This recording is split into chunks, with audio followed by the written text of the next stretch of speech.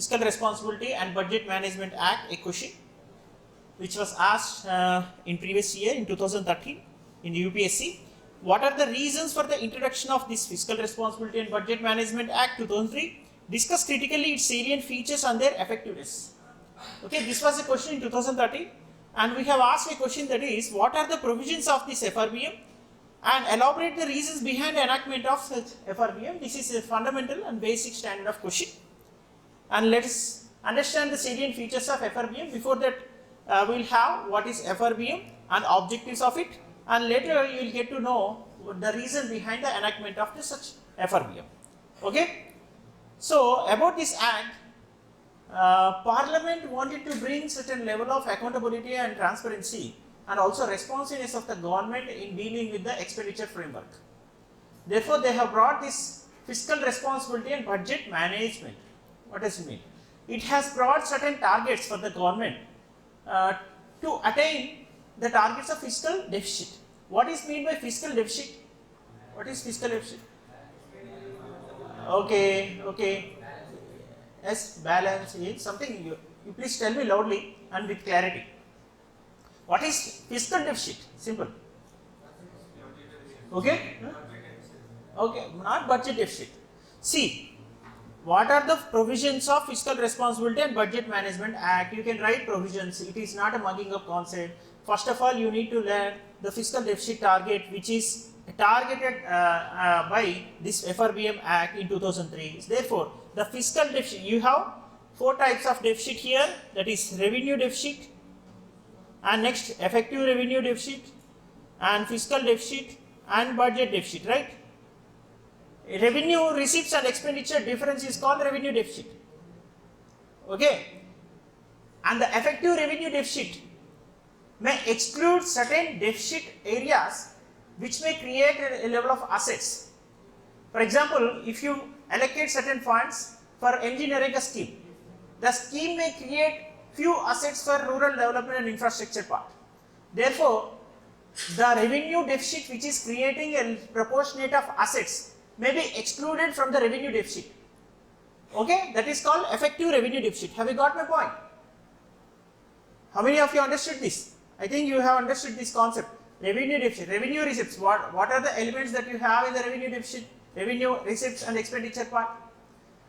In the revenue receipts, you have taxes, that is direct tax and indirect tax, and customs, excise, and also this GST part, and also non-tax receipts, surcharge, and cess, everything, right? And also profits of PSUs. These are part of revenue receipts. And revenue expenditure,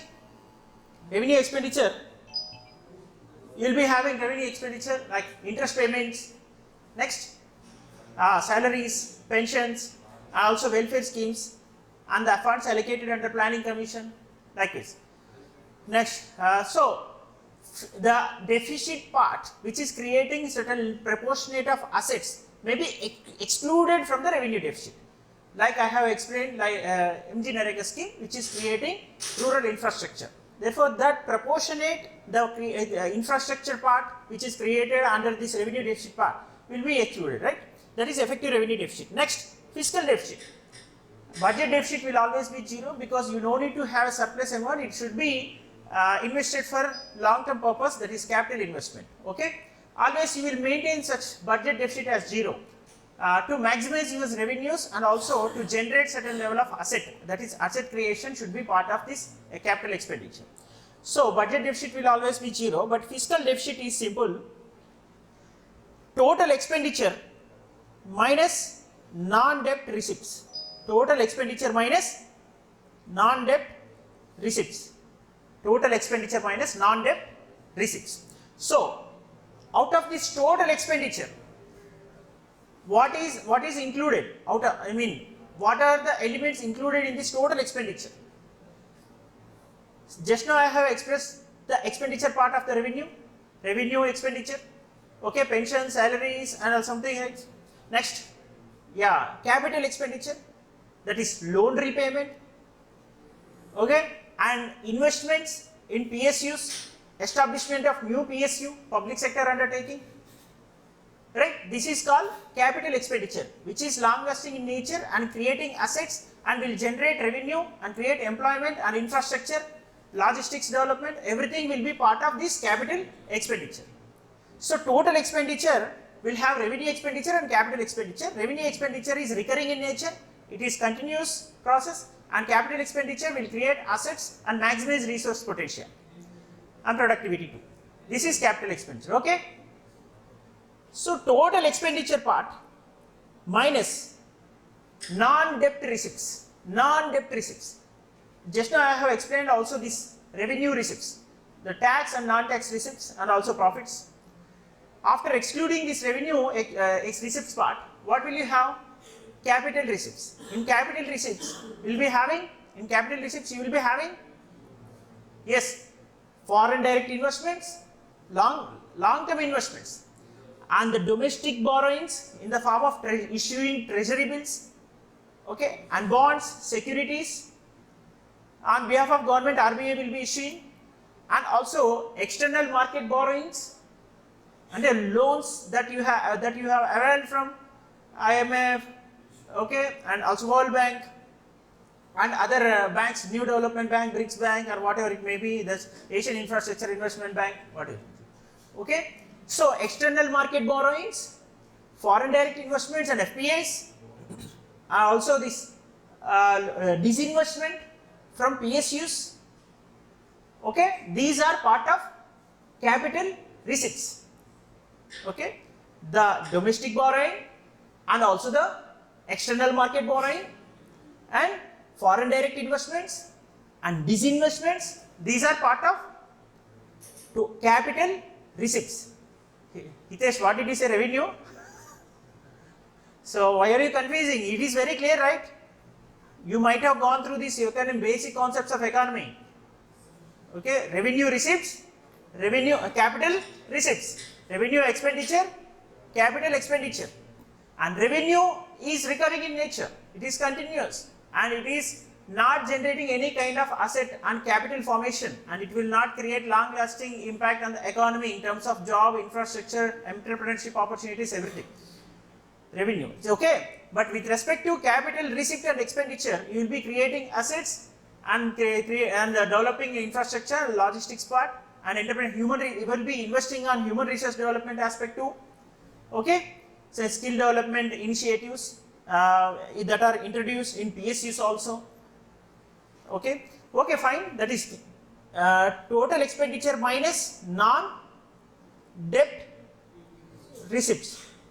Okay, total expenditure minus non-debt receipt.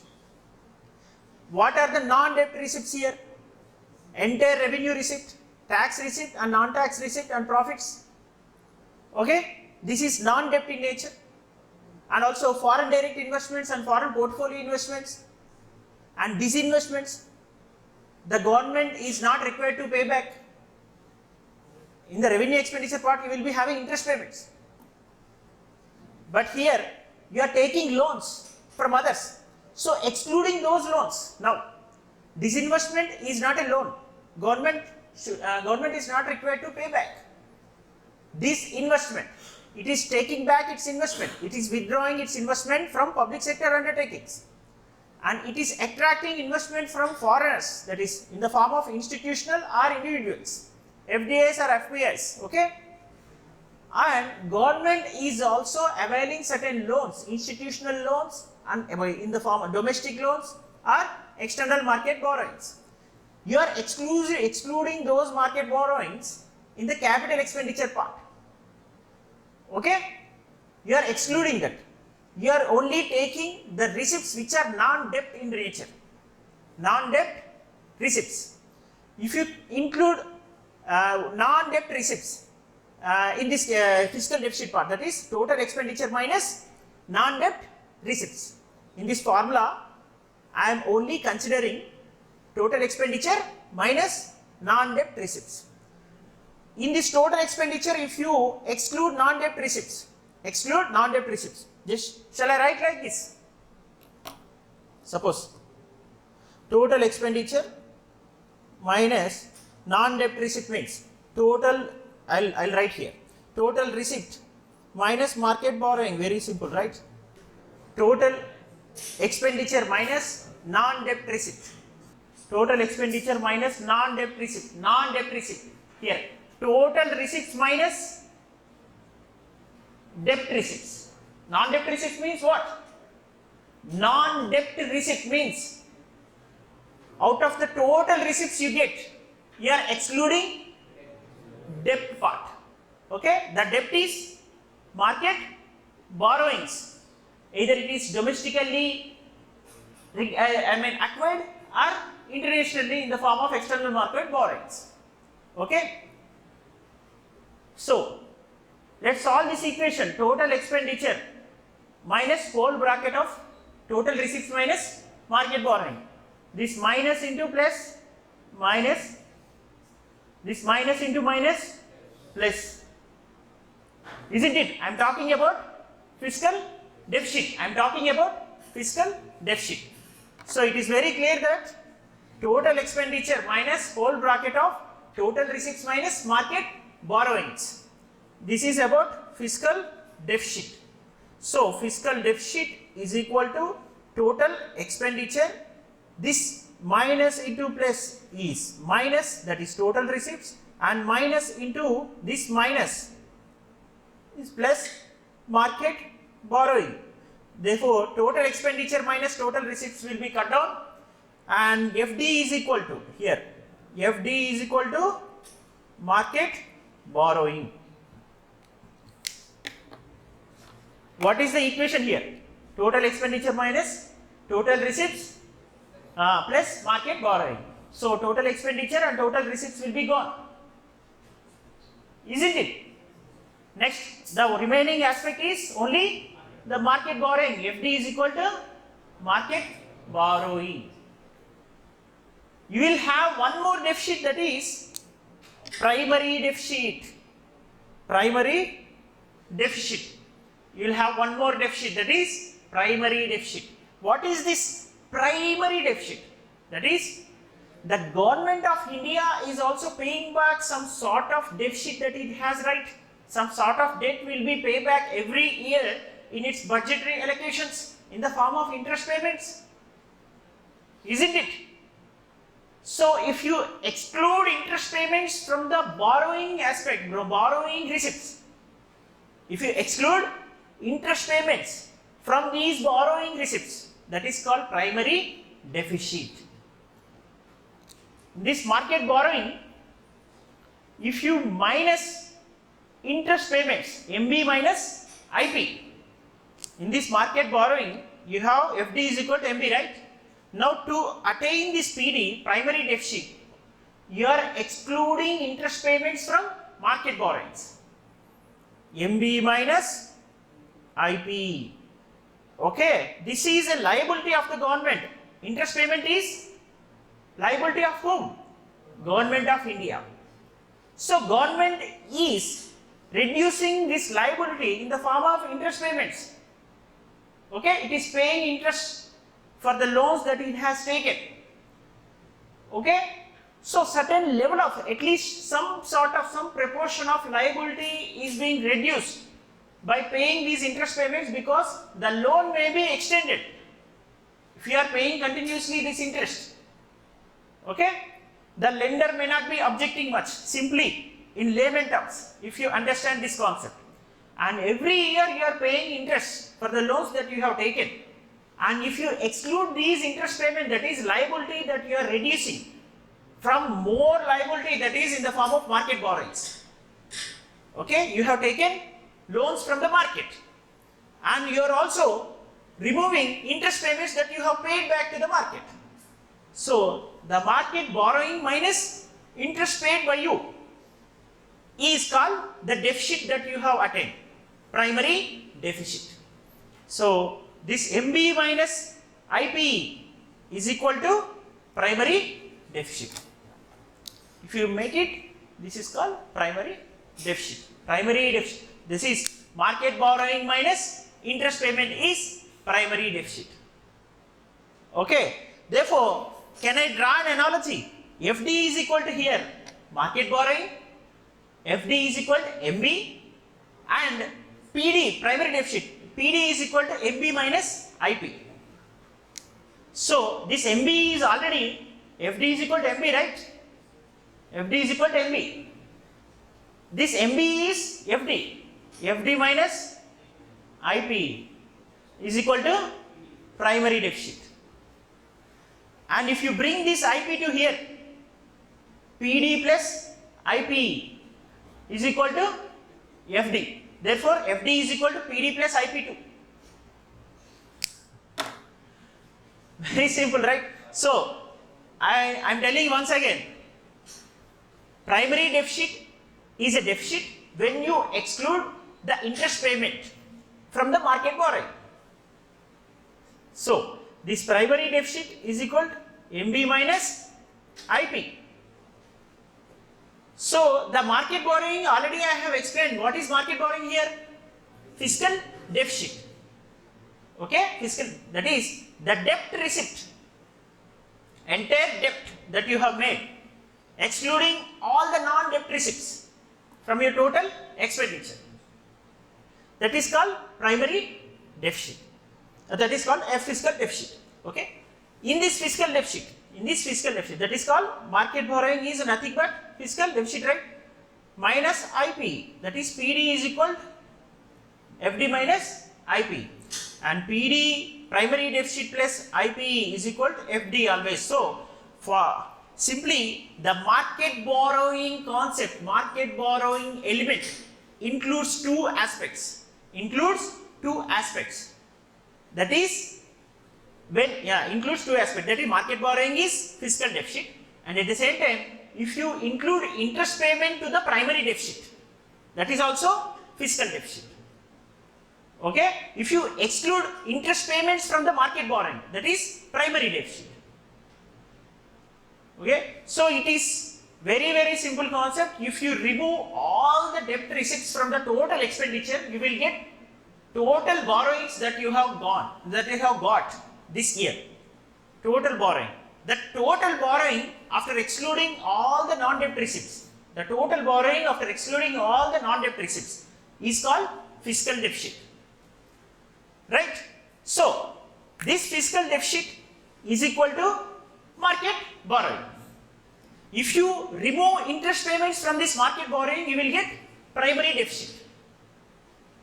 Right? So, PD is equal to MB minus IP. PD is equal to FD minus IP. So, in fiscal deficit, if you exclude interest payments, that is primary deficit. Right? So, FD is equal to MB, either MB or FD is equal to PD plus IP. Both are same. Okay. Primary, why do you call it as a primary? In the total expenditure part, you are excluding non-debt receipts. In the total expenditure part. In this total expenditure umbrella, you will have interest payment also.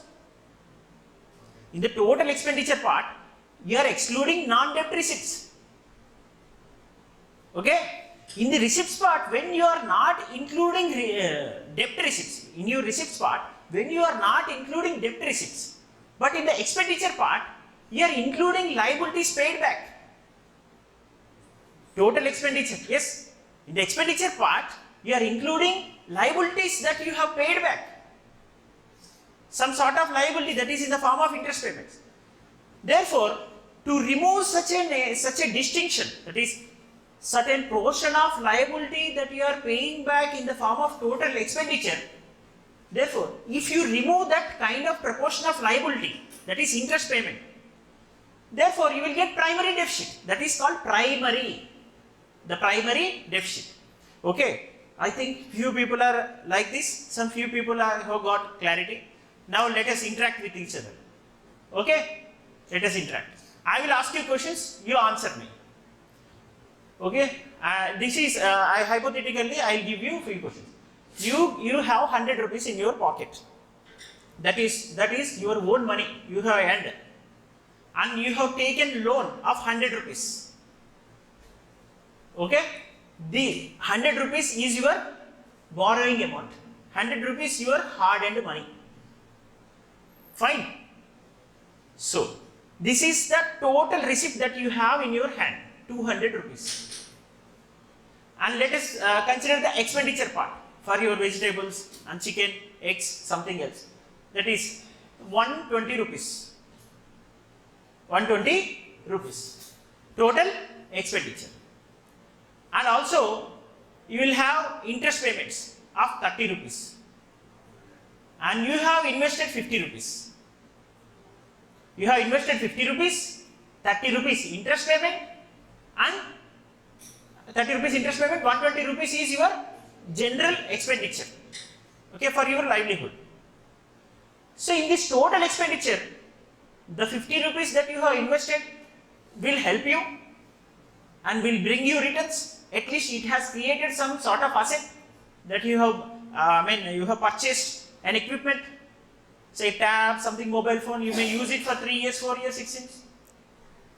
And you are using 120 rupees for your livelihood purpose, that is revenue in nature, that is recurring. You won't be getting any long lasting benefit out of it, just it is for the sake of your feeding stomach, right? Okay. But what about those 30 rupees out of this total expenditure that you have made, interest payment? What about these 30 rupees? Yeah, the amount that you have borrowed already 100 rupees from somebody, already you have borrowed somebody the 100 rupees.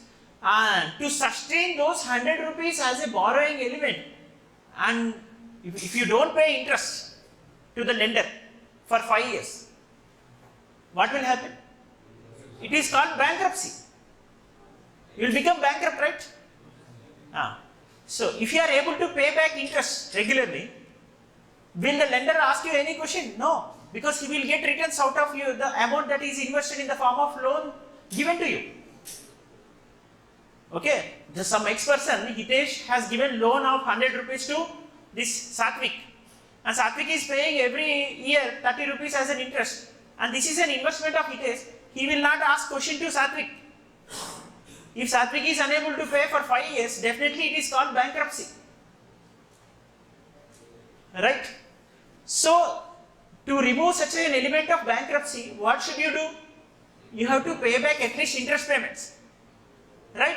This interest is paid out of what? The amount. Yeah, the borrowed amount, right? In this entire balance sheet, out of the total receipts, that is 200 rupees, out of the total receipts 200 rupees, you are also including expenditure part of 30 rupees, that is in the expenditure also you got 200 rupees. But from the market borrowing only, you are paying back the interest here, 30 rupees. Isn't it? Because you haven't got income of 130 rupees here. You haven't got income of 130 rupees here. If you get 130 rupees interest, you have utilized for your purpose, that is 100 rupees only, and you are paying back interest 30 rupees from your hard-earned money, that is fine. But you are not paying back interest from your hard-earned money, and you are using the market borrowings for paying back these interest payments also. Therefore, you need to get actual deficit amount. Okay, that is called primary deficit. After excluding the interest paid back, the liabilities which you have reduced a little bit, and you are continuing in nature from the entire borrowing amount, the borrowing receipts, debt receipts. Okay, so if you exclude these interest payments from the market borrowing, you will get primary deficit. If you exclude total non-debt receipts from the total expenditure, total non-debt receipts from the total expenditure, you will get only debt receipts. That is called, the only total debt receipt is called fiscal deficit. Okay, market borrowing. Simple. So they have a little bit of interlink between them. What is the problem here? If I continuously taking so much of loan, and if I am unable to pay back again, what will happen in future? I will become bankrupt, and I will be extracting so much of money in the form of market borrowings. I am not enhancing and maximizing my revenues here in the form of capital expenditure. I am not using the loan that you have taken already for the purpose of capital investment, but I am using it for the purpose of paying back interest or for making salaries or pensions or something else. Okay, for pressing button. Okay. So After taking so much of loan, I am just pressing the button to disburse the amount to the accounts of all the beneficiaries. So the revenue which should be generated here for the purpose of revenue expenditure should be your own, not from the purpose of for the purpose of revenue expenditure from the borrowing elements, that is debt receipts. So this is called fiscally or financially imprudent practice.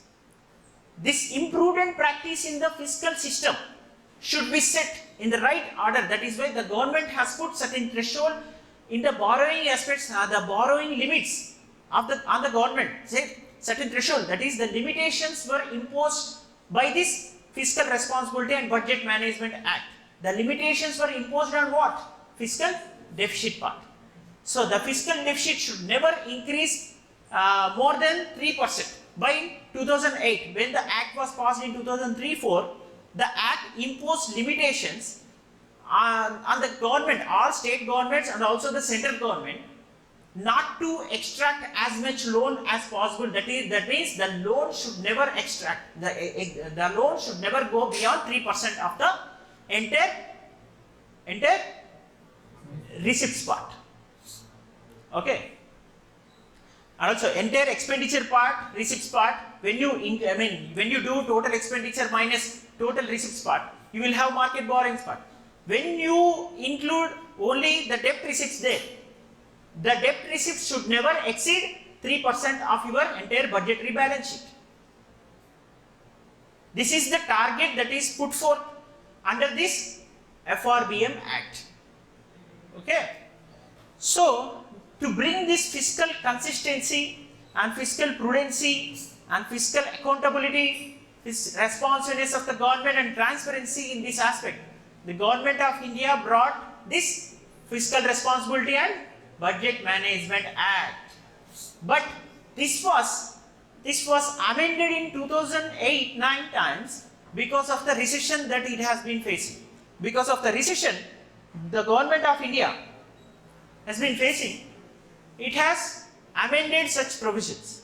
It extended, and for some time it has removed such those columns, and it has extended later on. It tried to extend the same targets. Now the few state governments are unable to meet these FRBM targets. Then you know already which state government is actually exceeding the limitations. Okay, so that is called the bankruptcy. The amount that you have already taken from the market is not being invested for the capital purpose, but you are using it for the revenue expenditure. The revenue expenditure which will not yield you any kind of returns. Very soon you will be borrowing so much of money and unable to pay back due to not having any kind of return in the form of capital expenditure.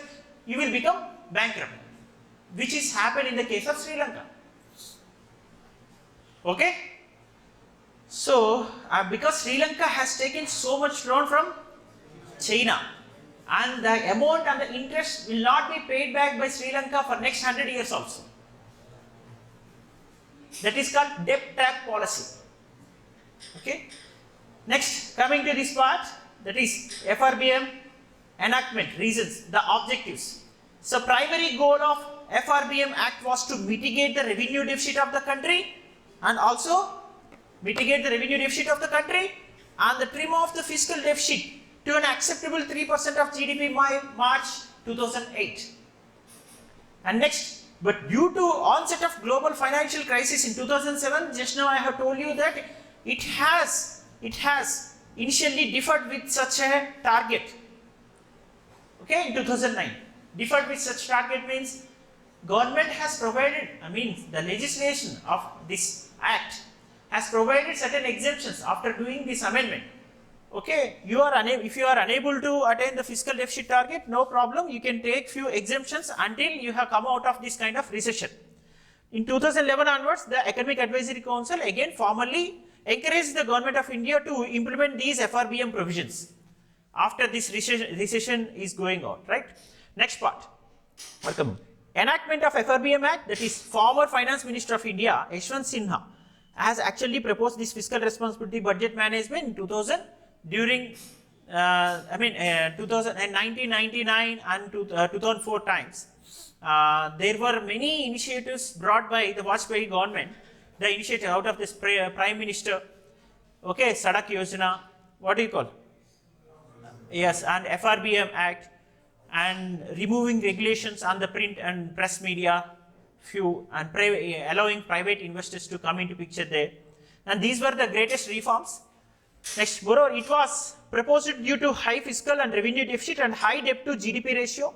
It was proposed due to high fiscal and revenue deficit, actually which is going on now. High fiscal and revenue deficit and also high debt to GDP ratio. That is the reason behind bringing this Fiscal Responsibility and Budget Management Act. FRBM will definitely reduce the FD target, and also very soon it will attain the targets in terms of nullifying the revenue deficit. Next, need of FRBM Act 2003, it enacted by government to address the fiscal deficit issue and its negative impact on the economy. It able to encourage proper management of public finance by setting targets for reducing fiscal deficit and outstanding debt. And reasons for enactment of FRBM Act. What is the question here? What are the provisions of FRBM, and elaborate the reasons behind enactment of FRBM. Okay, the provisions that I have already told you, the targets imposed under this FRBM Act on the governments, okay, and the limitations put forth in terms of borrowing elements in the receipts part. And next, need of FRBM Act, that is, it was a prerequisite part after this LPG reform, liberalization, privatization, globalization part. What happened? The governments had got lot of investment and also the loan support from externals also. External market borrowing was maximized due to liberalized policies and also convertibility. And initially you used to convert dollar very difficult. The conversion of dollar was very difficult before LPG. After LPG, the convertibility in the floating market system became very easy for them. So the loan availability was maximized and the government was going against the loan threshold, the limitations. Therefore, they have brought this fiscal accountability and prudential financial system and mid-term and long-term expenditure frameworks were also put forth under this Fiscal Responsibility Act. Next, high level of deficit financing by the government can lead to an increase in money supply, which can in turn lead to inflation. One more thing, if you take so much of loan and disbursing money to the banks and also to the people by using these populist policies and schemes, what will happen? It will increase the inflation. So the price rise will not encourage the lenders and investors to come and invest here. Okay, and the lenders may not purchase the bonds that are issued by the government also. It will become detrimental also very soon. Therefore, the government has to increase the interest rate if it has to issue the bond for the lenders in the market. So interest payment will be enhanced for the government due to the inflation which is arisen out of the loan amount disbursed to the banks and also disbursed to the people in the form of populist schemes and policies. Therefore, this will become a vicious cycle. Have you understood what I am telling? The vicious cycle will be arisen out of what? Vicious cycle will be arisen out of what? The amount that I have taken in the form of loan will be disbursed to the beneficiaries by using these populist policies and schemes rather than investing for the capital. If I am not investing for the capital and using it for the purpose of just benefiting the beneficiaries and by bringing these populist policies, the cash in the hands of the people will raise the price of various goods and services. When the price rise is witnessed by the lenders in the market, they will not lend money to the government again. Government has to enhance or maximize benefits of these bonds issued by the government in the form of treasury bills also. Therefore, the government has to pay back so much of interest for the loans for the future that it is going to avail from the market. Are you getting what I am telling? This will be. And next aspect of crowding out effect. Crowding out effect. This might be a prelims question it seems, but crowding out effect. What is the crowding out effect? If the government is taking so much of loan from the public and the private investors who want to avail this loan from the banks in the form of securities or debentures or T-bills or something. The T-bills are issued only by the government, but if private bond is to be sold in the market, it may not be having such a huge market of lenders who will give them the loans, because of the loans that are already available by the government to maximum extent in the market. So the lenders are busy in investing in secured investments that are issued by the government, because the bonds issued by the government are more secure in nature. Irrespective of the less interest payment from the side of the government, they will try to invest in the bonds issued by the government only, and they will not show any interest in the private investments in the form of share market or debentures or the bonds issued by the private players. Isn't it? So the private players will get less market in terms of lending. So this is called crowding out effect. Crowding out effect. Because of the so much of loan that is available by the side of the government from private players in the market, the private players, the investors, the entrepreneurs may not be availing the loan, okay, from those private players only. So the private market will get disrupted in the loan market especially. The lenders are busy in investing so much money in the government bonds. Therefore, they will not invest in the private bonds, private debentures or private share market also. Isn't it? Because they will feel insecure when it comes to the market economy, and also most of the masses don't have such a certain awareness, especially the government employees are also these above middle class families from medicine and software background, right? Those people will be investing amount in the form of government loans and bonds, government, okay? So this is called crowding out effect. The amount which is not available for the private entrepreneurs to extract so much loan due to the lenders who are busy in the investment in the government securities.